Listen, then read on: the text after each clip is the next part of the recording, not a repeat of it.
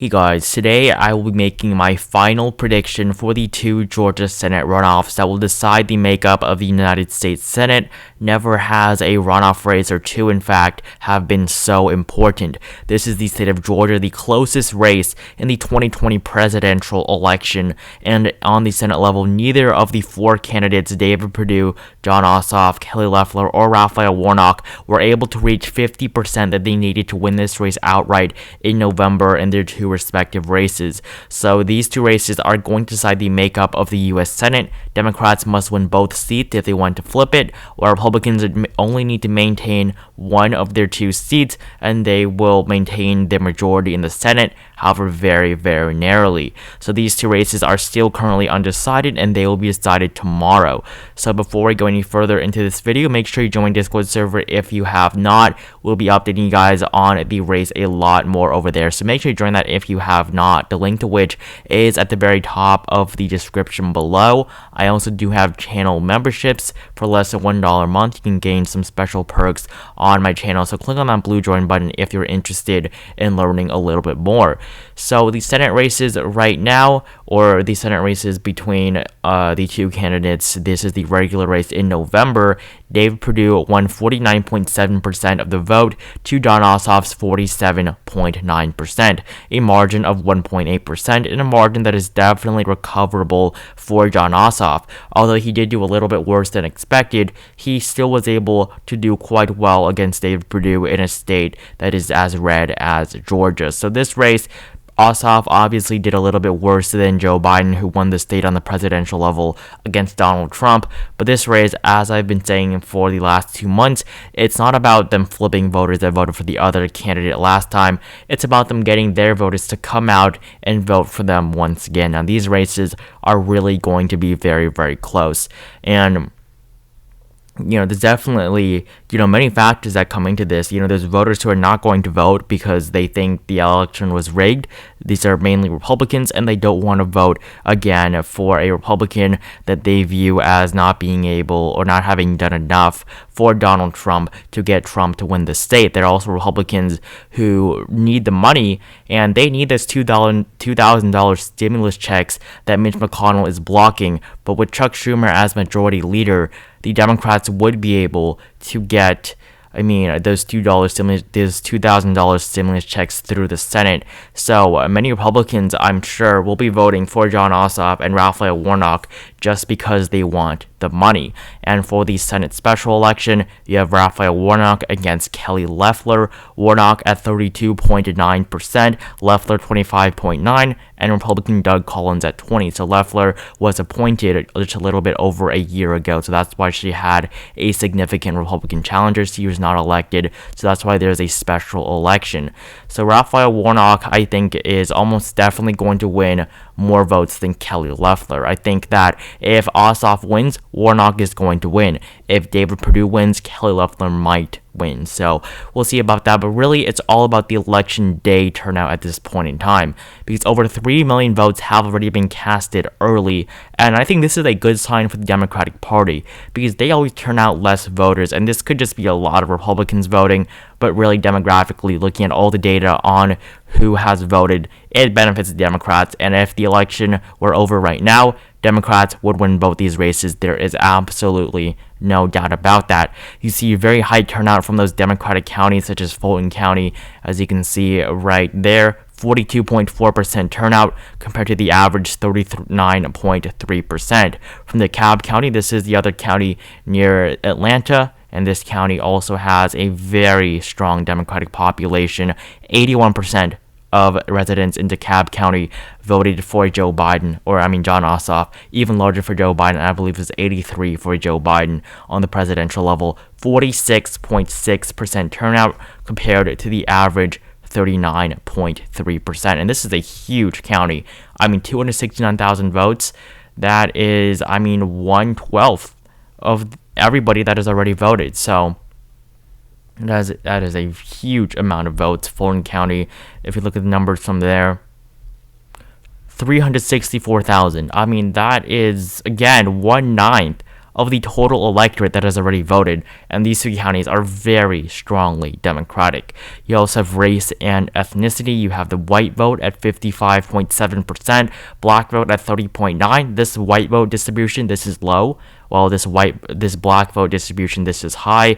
White, it split around 60-40, give or take a little bit for Republicans to Democrats, or Republicans win more of the white vote. But the black vote, it's 9-1, 93% of black voters vote for Democrats. Almost all of them vote for Democrats.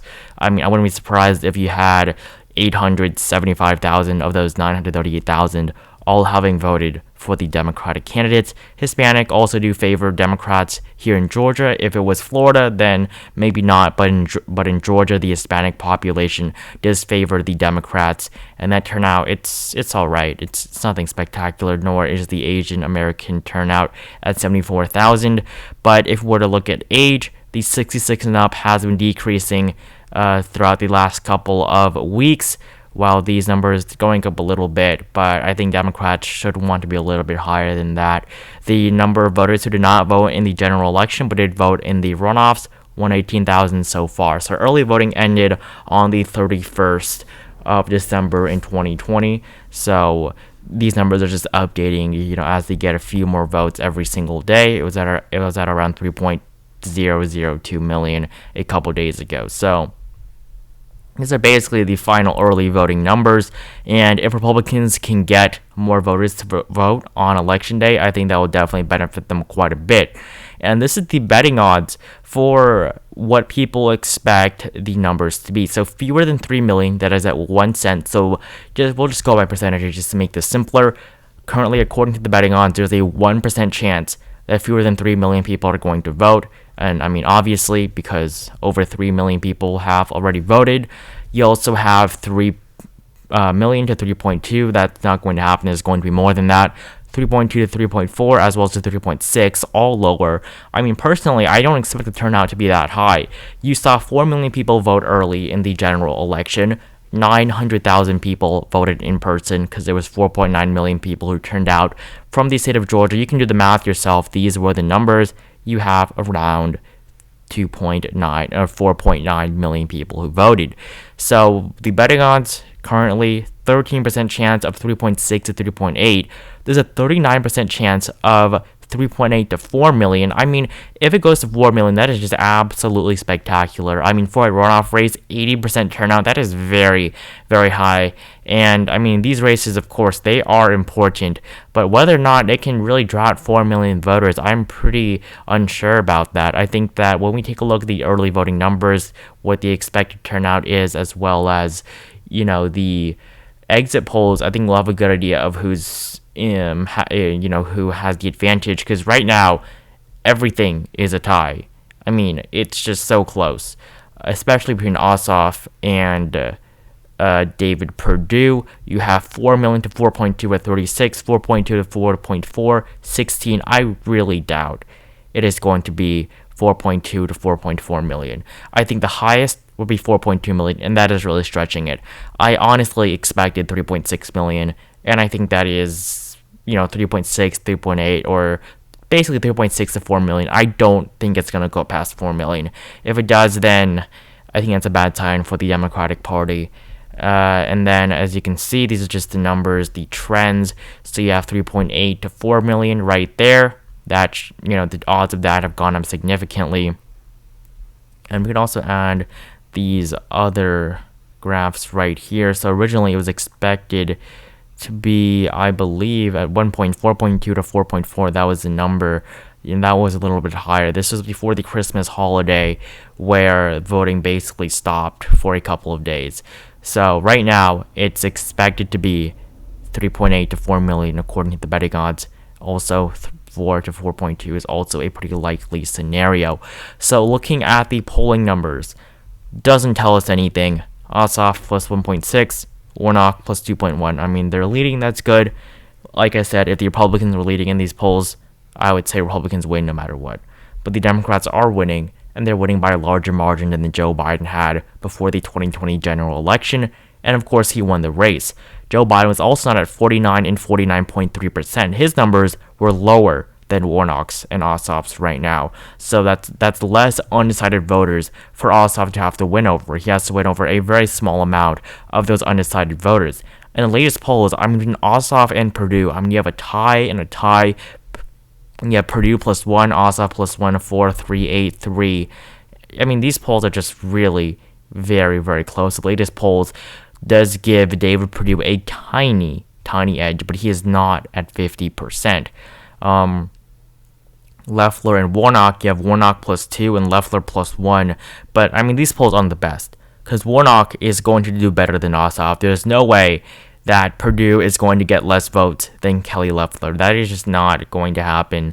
Raphael Warnock, 51-49. So, you get the point. It's all really close, and really, these numbers don't tell us anything about the race.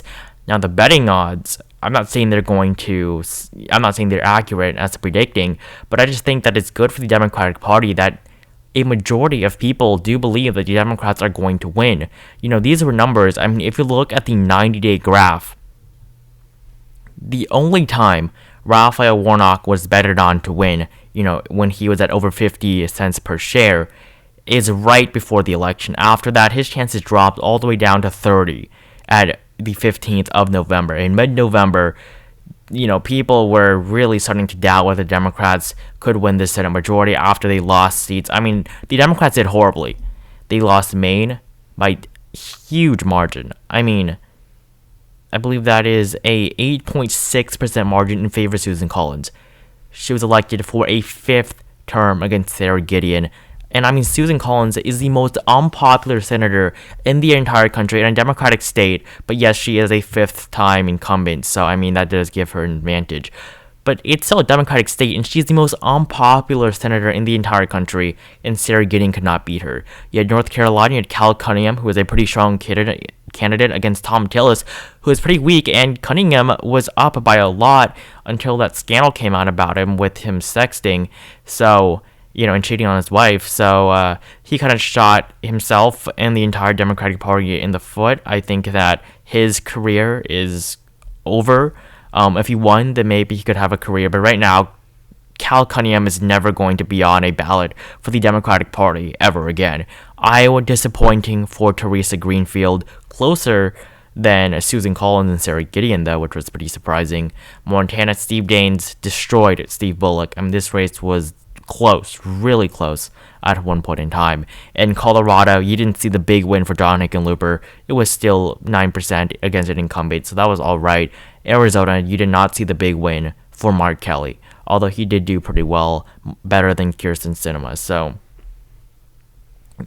basically, all the Senate was disappointing. So, if the trends were to stay the same, Democrats will probably lose these races, but right now I think it's different. I think the Democratic Party has the momentum behind them.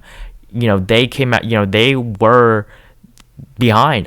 They were the underdogs, and right now they have finally overtaken the Republicans, and with, the promise of money, those $2,000 stimulus checks, I think that will benefit the Democrats. As you can see, Raphael Warnock, as I reloaded, this is all changing, so make sure you check these out for yourself when you watch this video. But Raphael Warnock, 62 now, Kelly Loeffler, 41. These are the betting odds, and then if you look at the 24-hour chart, you'll see it's been going up and down, but the trend here has been Raphael Warnock is increasing in his chances of victory over Kelly Loeffler, who is now at 41. 41. Just a week ago, he was at 6, she was at 60, and now she's at 41. So if you were to take a look at the numbers between Ossoff and Perdue, let me just reload this just to make this as accurate as possible. So yes, you do see that David Perdue's numbers have increased while Jon Ossoff's have decreased, but this is just for today. Looking at the 90-day graph, yesterday was the first point in time in which Jon Ossoff ever overtook David Perdue in the betting odds. This was pretty big, because Ossoff went down to a 23% chance of winning at one point in time, and now he's leading at 54, now 53. So I think that the last couple of days have been very promising for the Democrats with the turnout numbers, the demographics for them. I think Democrats are in a good position right now, but they're not. I'm not saying they're definitely going to win. I'll make my prediction in just a few moments here after I go over these numbers. But these are the current numbers. He's at 48 now, but that's just this hour. These numbers are constantly changing. So you see now it's 52, but these numbers have been going up and down the entire day. The point is that this race is very close, but Ossoff has been able to hold on to a very, very narrow lead. So that is what is essentially happening throughout the entire day. I mean, could we see Purdue overtake Ossoff? Okay, we cannot. So we'll see. I might do a video tomorrow. I'm really not too sure, but check out the betting odds and also check out how they're changing during the election. That'll give you a good sign as to who is probably going to win. Because it's happening during the day of the election. And then these are the margins, the betting odds for the margins. You want to take a look at this. You have Purdue plus 6% or more. That is not going to happen. I can promise you, David Perdue is not going to win this race by over 6%, nor is Jon Ossoff. I don't think David Perdue is going to do better than last time, so I don't think that a 2 to 3% margin is possible for him. I think his best is 1 to 2%. Now, the largest, or the scenario with the largest percentage chance of occurring with a plurality is Jon Ossoff winning by under 1%, a 19-cent share for that occurring. I think that is likely. I think that is very, very likely, and I'll make my prediction for this race right now. I would bet for that 19 cents. I think that Jon Ossoff is going to defeat David Perdue. Now, if you ask me to bet for this race, I would say no, because it's just too close. It's too high risk. The reward would be pretty high, but I would not bet on this race because of just how close it is and how many factors there are deciding this. David Perdue is not a well-liked person as a senator. His party is not very well-liked right now. And I mean, it's Georgia. That's the problem. If this race was in a state like South Carolina, where Trump and Perdue were talking about how the election was rigged, I mean, that would be fine. But this is Georgia. You do have a very significant population of the state of Georgia that thinks Trump won and thinks that what Trump and Perdue are saying about all of the election fraud that occurred in their state is true. But keep in mind, this state flipped blue. A majority of people, so although a lot of people do disagree with Biden's victory here, a majority of people still do believe that Joe Biden is the rightful winner, and they don't like how Trump and Perdue are trying to say that the election was rigged against them in the state of Georgia. So that's the problem. It's Georgia. It's not a state like South Carolina. So that is why Trump may not be that appealing. And Trump really may be dragging his party down because his approval is going down. He is not approved of in Georgia. And I think that is going to hurt him a lot. He is campaigning for them, I believe, in northwest Georgia. So around this area, trying to drive out those voters to come out again. He seems to does want these two senators to win. And I think that those tapes that came out about him yesterday, it's not going to benefit them. There's no way these tapes are going to benefit the Republican Party. I mean, it's not going to benefit them. I mean, it can't hurt Jon Ossoff. But I think that Democrats will benefit a little bit, but not as much as you may think. If this was 20, 30 years ago, then, I mean, yeah, Democrats would win this seat, but it's 2021. It's not going to be as effective as you think, although it has been on the media for basically the entire day. Now, this race between Warnock and Loeffler, as I said, Warnock is going to do better than Ossoff. So I think Ossoff is going to win, and I think Warnock is also going to win. Now, I could definitely be wrong, so don't take my word for it. This is just a prediction because I do want to make a prediction. This, predictions is literally in the name of the channel, so I do want to make a prediction. But I'm telling you right now, this race is going to be very close, and that's why I say Ossoff by under 1%. Because, it's like saying California would go to Joe Biden by 32 or 33%. I mean, that's the same. That's just 1 percentage point, but it's in the 30s. But here, it's still 1 percentage point, except it's right between Ossoff and Perdue. So I think that the most likely scenarios is Perdue under 1 or Ossoff under 1. If Ossoff wins by 1.2%, that would be great. But I don't think he's going to do that much better than Joe Biden. If he wins, I think he will do better than Joe Biden in this state. But I think it's going to be less than 1%. He might even win by a couple thousand votes. So, Raphael Warnock, same thing. I would say by under 1%. Because I think that he is currently at 19 cents a share for under 1%. And then Warnock by 1 to 2% is currently at 18. So Kelly Loeffler, her chances of winning by under 1% are currently at 14 cents a share, and Loeffler by 1 to 2% is currently at 10. So these numbers right now, they definitely favor Warnock in the race, and I think that it's going to be under 1% for Warnock right there, and also under 1% for Ossoff right there as well. So these numbers, I would say that Warnock and Ossoff have a little bit of an edge in this race. So if you're asking me, I would tell you Ossoff and Warnock, I would say, would win this race. But again, it's going to be very close no matter what. So don't just take my word for it. I mean, you don't see really anyone else making predictions for these races. Nobody wants to do that because they don't want to be wrong. But I'm just telling you, my honest opinion right now is that Ossoff and Warnock are going to win because of everything we just took a look at, the betting odds, the polls, as well as the early voting statistics. And really, it's going to be about who... It's really going to be about the turnout tomorrow. So make sure to join my Discord server tomorrow. I'll be updating what I think about the race tomorrow on there. So if you want to know how I feel about the turnout numbers and all of that, make sure to join that if you have not. That'll probably be it for this video. So this is probably going to be my final Georgia Senate runoffs video. I want to thank you guys all so much for your support in the last couple of days on the videos. I really do appreciate it. So I have Democrats winning both seats. This is my final 2020 general election Senate map. 50 for the Democrats and 50 for the Republicans. And join my Discord server again, top of the description. Consider getting a channel membership. Like this video if you enjoyed it. Comment down below who you guys think is going to win, and I will see you guys in the next video.